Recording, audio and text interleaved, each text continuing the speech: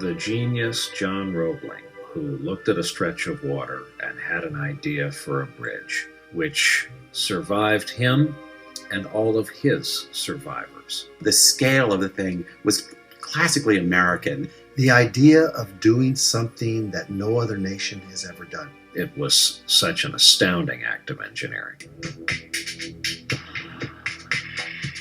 The Brooklyn Bridge had been in the minds of New York City leaders for decades, but it didn't become technologically possible really until the middle of the 19th century. Linking Manhattan to Brooklyn in this age that this city is becoming one of the great metropolises of the world, not just the United States, but of the world. It seemed to demonstrate that modern technology could accomplish just about anything. It takes a long time for the Brooklyn Bridge to become a reality.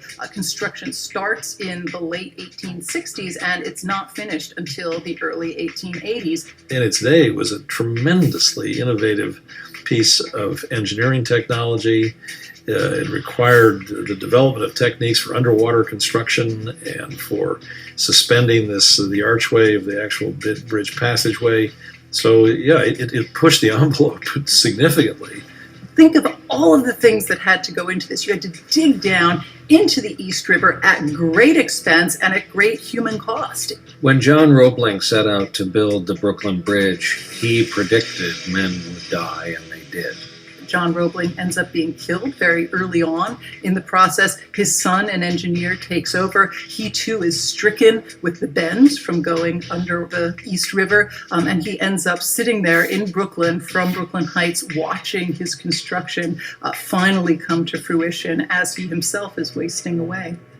Emily Roebling is actually a remarkable character. When her husband is stricken with the bends, he's unable to leave home, she actually takes over many of his duties, supervising construction, coming up with her own ideas.